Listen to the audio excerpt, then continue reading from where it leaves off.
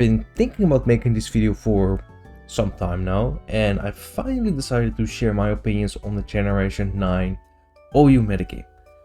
As you've probably guessed from the title, I'm not a big fan of it. I know this might seem surprising given how much I've covered the Gen metagame on my channel, and I will continue to cover it if there are any interesting developments. However, I've realized that I actually enjoy keeping up with the metagame more than playing it myself. So in this video I'll break down why I find this metagame less enjoyable and highlight the features that, in my opinion, make it less fun to play than some of the older generations. Of course, as I said, it's just my opinion, and it's totally fine if you disagree. If you enjoy this generation, more power to you actually. I also want to emphasize that I'm not criticizing the OU Council.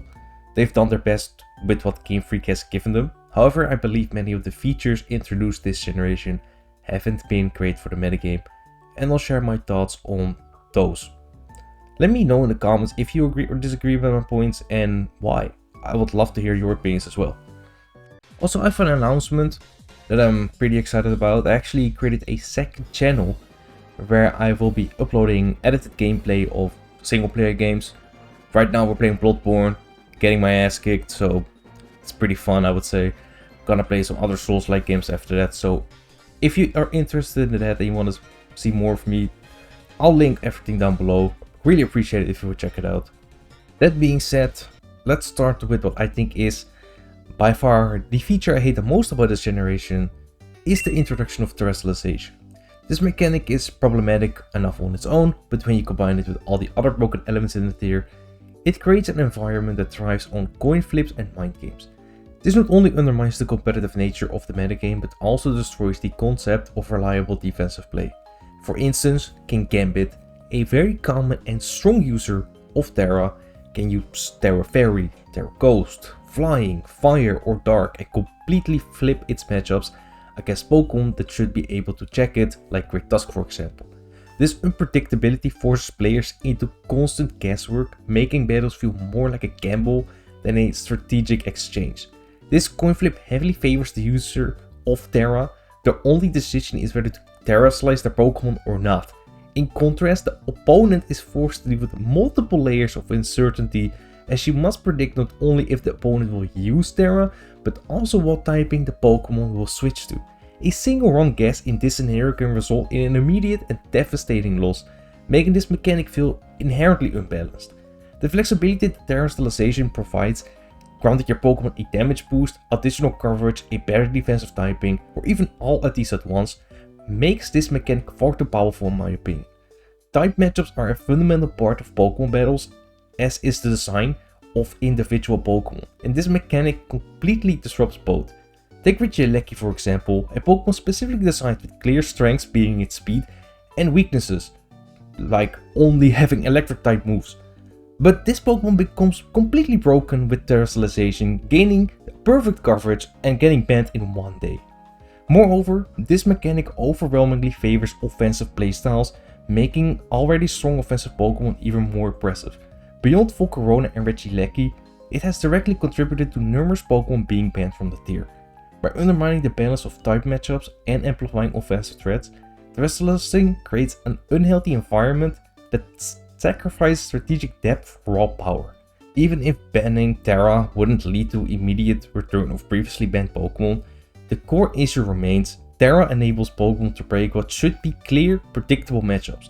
It removes the strategic depth for planning around reliable checks and replaces it with a system that rewards guessing and luck over skill.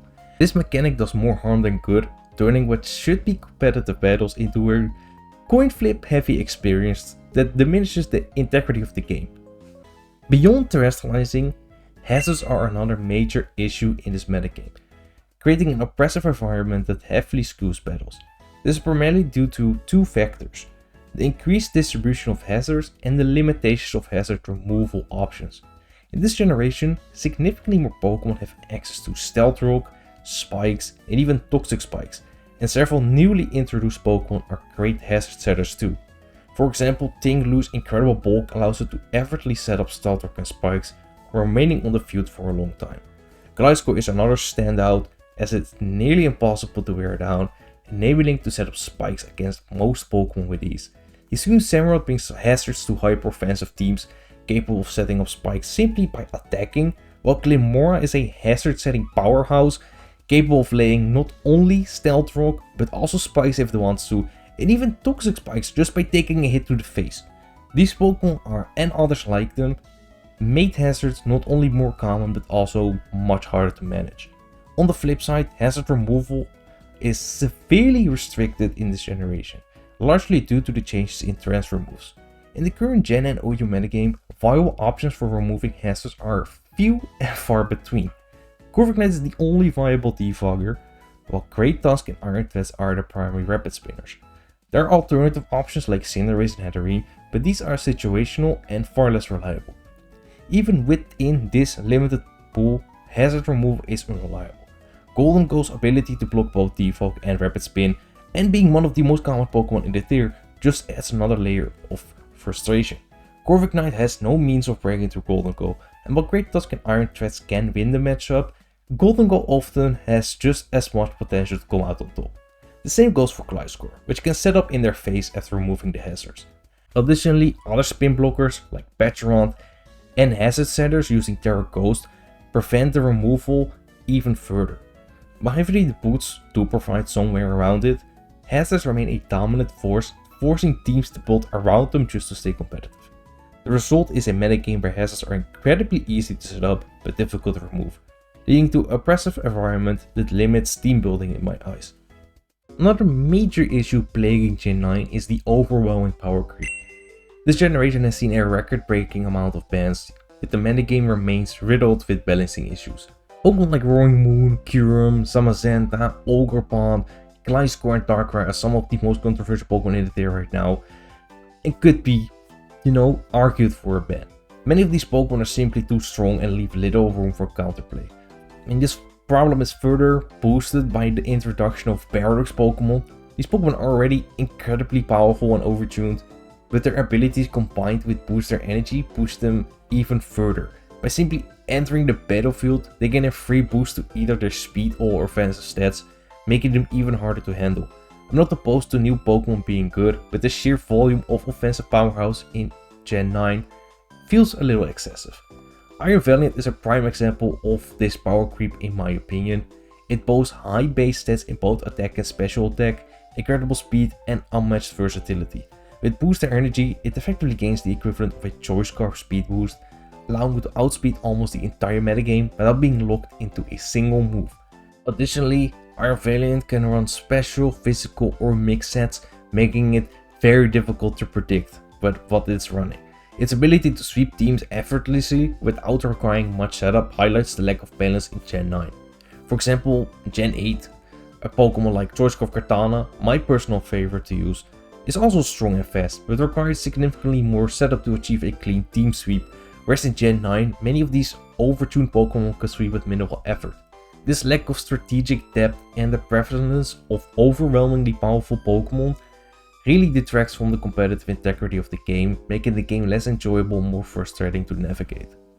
The final point I want to address is the overwhelming prevalence of hyper-offensive teams in Gen 9.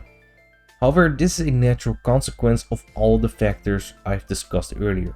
With the power of terrestrializing and the sheer number of incredibly strong offensive Pokemon available, hyper-offensive teams have become a very good playstyle in Gen 9. These teams often rely on dedicated hazard setters, and as already mentioned, there is no shortage of those. The ease with which hazards can be set and maintained only adds to the strength of hyper-offensive teams. Even Pokemon like Araquanid and Rabambe, which were rarely seen in higher tiers in past gens, have reached OU status due to their ability to set up sticky web effectively. HO teams also naturally don't really care about hazards being on their side, since they minimize switches and maximize offensive pressure. They're less affected by them, making these teams even more appealing. This synergizes perfectly with Paradox Pokemon as they receive a one-time stat boost from boost energy upon entering the field and don't really benefit from switching out anyway. With all these factors working in harmony, hyper-offensive teams have solidified themselves as one of the strongest and most common playstyles in Gen 9. While hyper-offense is arguably the easiest playstyle to play, it's not particularly enjoyable to play against. I will admit, I prefer hyper-offensive teams being common over stall teams, as losing in 5 minutes is far less frustrating than dragging out the loss over 30 minutes, so hey, there's that. I will say though, despite the negative aspects of Gen 9, I think it has brought some good to the game. The nerf distribution of moves like Toxic and Scald I really enjoy, as these moves were very common in past generations, and restricting them to fewer Pokemon gives those Pokemon a unique niche and makes them feel more valuable. Additionally, the nerf to recovery moves is also a good change in my opinion, and reduce the effectiveness of passive teams like Stall for example. Those are my opinions and thoughts about the Gen 9 metagame. Let me know if you agree or disagree in the comments, and check out my second channel as well. Thanks for watching, and I'll see you next time.